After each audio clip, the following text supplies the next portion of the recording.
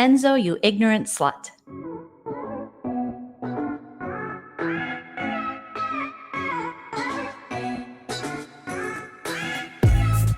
Welcome to the Big Brother Breakdown with Joleen. Welcome to the BB Breakdown with Joleen. That's me.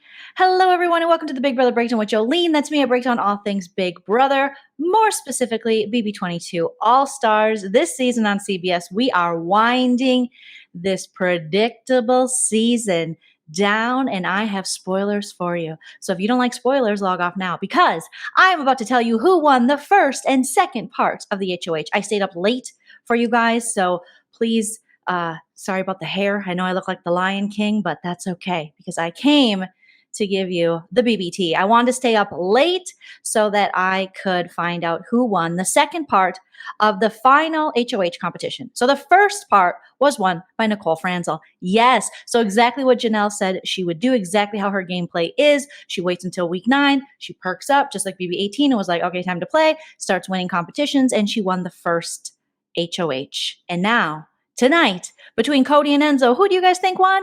It was Cody. Obviously, it was COVID Cody. COVID Cody won the second part of the final HOH.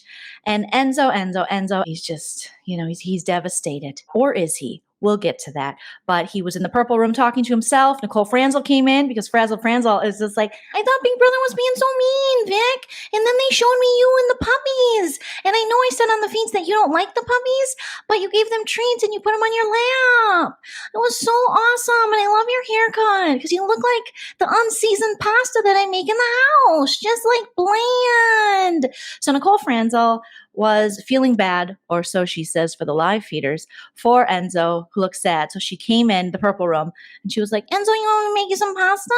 He's like, oh, you making pasta? I mean, I guess I could have some pasta. I threw my whole game away to this Cody alliance, the Ruth, the Jersey boys. Yeah, I basically shit the bed.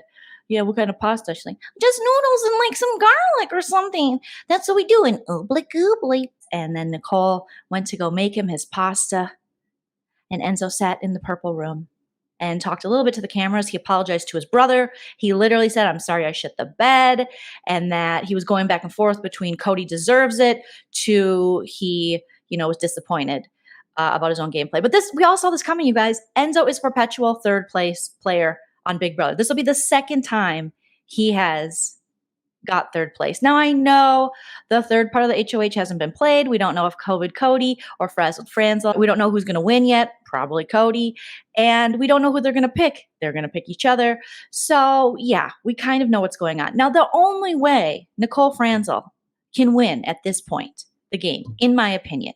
We saw the jury segments. Whoa, Danny's a brat, okay? We need to talk about that at more length when it's not super late at night and I need to go to bed and take this makeup off my face. But she's a brat. And this last segment we saw when Christmas went home, oh my gosh, bye, Cringemas. I won't miss you. Where Cringemas left, talked to Julie, pretend she wasn't bitter, but really she was like, wait till I get my car. I'm going to drive over everybody in this house. And she pretended that she knew about the extra wise guys and that she wasn't mad about that or surprised. Cringemas, give me a break. Okay, you named your kid Loyal. You are going to be so mad that Memphis did that to you. But that jury segment, oh my gosh, Memphis showed up and Davon was just like, she did not even get up for him. Everyone else got up and hugged him and she's like, I love that about Davon. She wasn't going to fake the funk. She's over Memphis. And I hear rumblings that Danny and Davon are kind of feuding within the jury house too. So I wish they would show that. Danny, I mean, you can't find a bigger brat than Danny Donato at this point. Her and Kevin, the tension, whoa. But I did like to see ER Kevin actually stand up to Danny. There's no other way to say it, but she's a brat and she's obsessed with Cody, and now she has turned her back on Nicole when it was really Cody who made her a promise and didn't keep it. But yet she's like, really, David? What has Nicole done? Like, oh my God. Cody is like a good player. I wear clogs and Little House on the Prairie dresses, so I know what I'm talking about. You guys, Cody played all of you. Not me, though, because we're best friends. Give it up, Danny. Give it up. At this point, you are his biggest cheerleader, and you are so bitter to anyone who doesn't see Cody's excellence. but they don't have to. They can vote however they want to. But Danny, the entitlement, the brattiness that came off during this past jury segment, I feel bad for everyone in the jury house having to deal with her.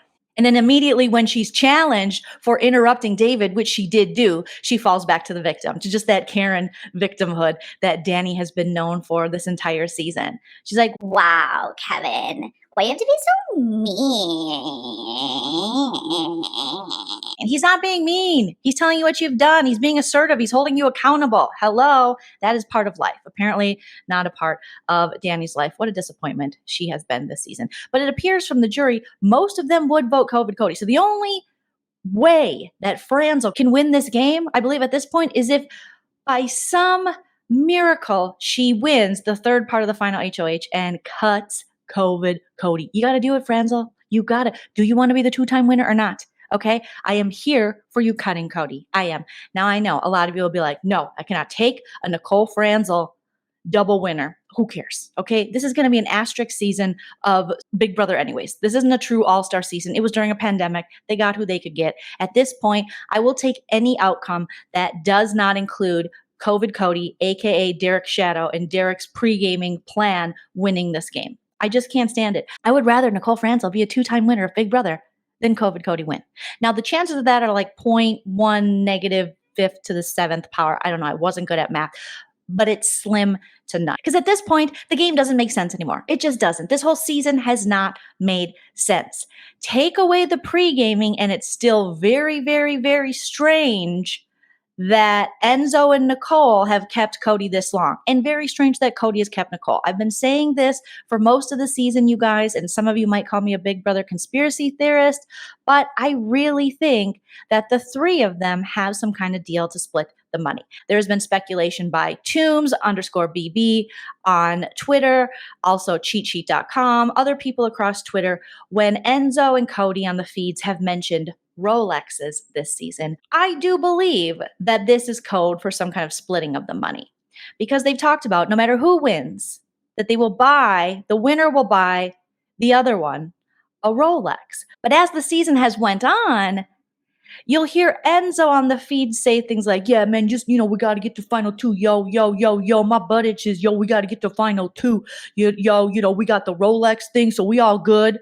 Okay, well, I understand Rolexes are expensive, but that to me isn't good enough for me to give up the chance at $500,000. And that's what I believe Enzo has done. So when Enzo tonight seemed to be having a pity party for himself in the purple room and being like, man, I blew it. I blew it. He wasn't as upset as I would think someone would be who's in all-star season, who is about to get third place for the second time. I just have this suspicion that all his moves leading up to this point have been knowing that he and Cody were going to split this money. I don't think he's just going to get a Rolex. I think he's going to get a good chunk of change. Now, if you don't know, this is against Big Brother rules. You cannot offer to split, buy, or do anything for other players in this house because it takes away the actual competition of the game. It takes away the very reason we tune in, to see these people go head to head and do what they need to do and cut their friends and cut their last alliances so that they can get the $500,000. Why wouldn't Enzo and Nicole, knowing the game as well as they say they know the game, being all stars, cut someone like Cody? He has a ton of comp wins. He's never hit the block yet this season. He is for sure going to get these jury votes. I mean, it is a done deal. Now, the only thing standing in Cody's way is that he didn't do the best jury management. But I think this season, it's just undeniable. Oh, I can't believe I said that. I'm disgusting. It's undeniable that he has won more comps than everybody else and that he has been in control of this game.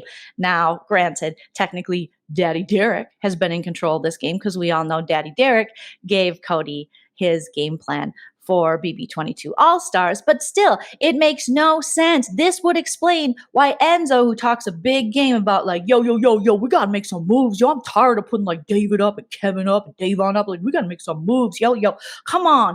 And then when he has the opportunity to make a move and vote out Nicole Franzel, he goes, nah, I'm gonna vote out David. It doesn't make sense any other way other than they have some kind of pact to share the money, which is against Big Brother rules. Now, I don't have any real hard proof of this other than what I've watched on the feeds and their behavior. But it's a lot of my opinion and it wouldn't hold up in court. But I'm just saying, you guys, there is something going on. It'll be very hard to convince me that there's not. Because if Enzo was truly playing this game for his kids and what we've seen people play this game for in the past and how important this win and this money is to them, he's not half as upset as he should be. And he has not made good game moves throughout this game. And he has said when he started this game that he did not want to end up in another situation like he did on his first season of Big Brother. So I really think there's some kind of agreement, this Rolex deal, and that's why he has made the decisions that he's made. Which makes me so sad because it's left us with this just lackluster AllStar season where we haven't seen backdoors, we haven't seen the veto use, we haven't seen big game moves. Everything has been so predictable. Why would you go against your best interest in the game and keep people around you know can beat you? I mean, I don't believe that Enzo and Nicole Franzel are as delusional as Cringemas was. Because Cringemas was telling Julie Chen, I think I could have beat everybody. Yeah, like, hello, I'm a comp beast. And I'm like, what comps did you beast, miss? I don't know. Cringemas is one of the most delusional players I've ever watched play Big Brother. All roads lead to they're sharing the money. They're giving each other a cut. Something is going down. And all of you who have speculated this, I think you're right. Enzo had everything going for him in this game. He had the likability factor. He was doing socially pretty well. He was aligning with a lot of people. He was winning some comps. And then he just handed it all to Cody. And it makes no sense. Now, while Enzo was pouting, Cody was celebrating his win by making some noodles in the kitchen. It was a noodly night. And picking his teeth and eating the food he picked out of his teeth. So that's what's going on the feeds, you guys. That's what you're missing if you're not watching the live feeds. So basically, you're not missing anything. So there are your spoilers for BB22. You guys, we hung in there. We are still hanging in there. We have an episode on Monday. We have the third part of the HOH coming up. We'll see what happens. And then Wednesday, we're already at the finale. Enzo has just been preparing for the question he's going to have to ask as the last member of the jury. And he's going to ask it to Cody. He's going to be like, yo, Cody, whatever your name is. Yo, okay, so like, were you really, going to take me, if you won the last HOH, Okay, yeah, you were going to take me. So it's just so predictable, you guys. It's sad. But we're still trying to make it fun. I got to go to bed now because I stayed up for this. I was hoping that Enzo would win. And I don't know why, because he was just going to take Cody anyways, and Nicole's just going to take Cody anyways. So this has just been Cody's game. Oh, goodness gracious. And it'd be one thing if Cody was like this awesome strategist and came up with all of this stuff himself and didn't have all of the help from Daddy Derek and his pre-gaming and these deals that I think he's made with Frazzled Franzel and Enzo. We'll just treat this season like CBS treats BBOTT. We just won't recognize it. We'll be like, what? Huh? I mean, here's the deal. Let's be real. The season stopped when Davon was evicted. And the season took a huge halt when Janelle and Kaser were evicted, to the point where we had a Friday night episode of highlights, and we mostly included Janelle and Kaser and Davon.